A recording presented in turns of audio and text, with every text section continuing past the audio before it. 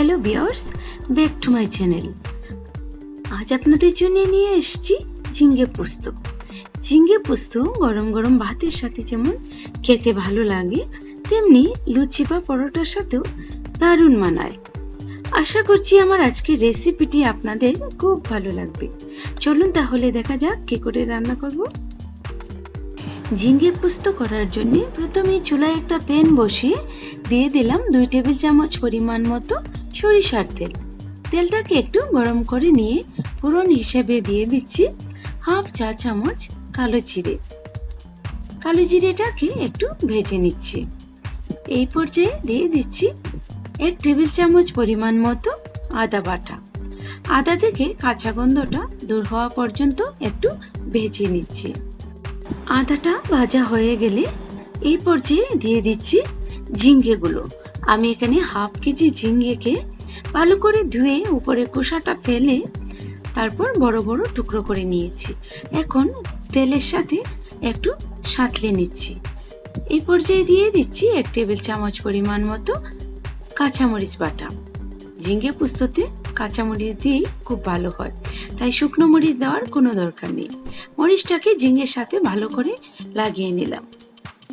এখন দিয়ে দিচ্ছি 1 চা চামচ পরিমাণ মতো লবণ, দিচ্ছি সামান্য হলুদ গুঁড়ো, দিচ্ছি 1 চা চামচ পরিমাণ মতো জিরে গুঁড়ো, দিচ্ছি 4টা কাঁচামরিচ।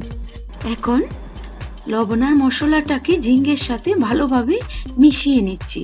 ঝিঙ্গেটা অনেকটাই সিদ্ধ হয়ে গেছে, তবু 2 মিনিটের জন্য ঢেকে দিয়ে দিচ্ছি। 2 মিনিট পর ঢাকনাটা তুলে নিচ্ছি। ঝিঙ্গে থেকে একটু জল বেরিয়েছে। ঝিঙ্গেগুলো খুব ভালোভাবে সিদ্ধ হয়ে গেছে। এই পর্যায়ে দিয়ে দিচ্ছি 1 টেবিল চামচ পরিমাণ মতো কাজু বাদাম বাটা, দিচ্ছি 4 টেবিল চামচ পরিমাণ মতো পোস্ত বাটা। এখন কাজু বাদাম আর পোস্তটাকে ঝিঙ্গের সাথে ভালোভাবে মিশিয়ে নিচ্ছি। রান্নাটাকে কমপ্লিট করার জন্য 5 মিনিট সময় ঢেকে দিয়ে দিচ্ছি। 5 মিনিট পর ঢাকনাটা তুলে নিলাম। ঝিঙ্গেটা সিদ্ধ হয়ে পোস্তর সাথে মিশে একেবারে মাখো মাখো হয়ে গেছে। ঝিঙ্গে থেকে তেলটাও উপরের দিকে বেশি উঠেছে। আমি একটু সময় নেড়ে দিচ্ছি। আগুনটা এখন আমি নিভিয়ে নিলাম। পুরোটা রান্না আমি আগুনটাকে মিডিয়ামে রেখে করেছি। বেশ তৈরি হয়ে গেল ঝিঙ্গে পোস্ত। ভিউয়ার্স, আপনারাও চটপট এই রেসিপিটি তৈরি করে ফেলুন। আমি আশা করছি এই রেসিপিটি আপনাদের খুব ভালো লাগবে।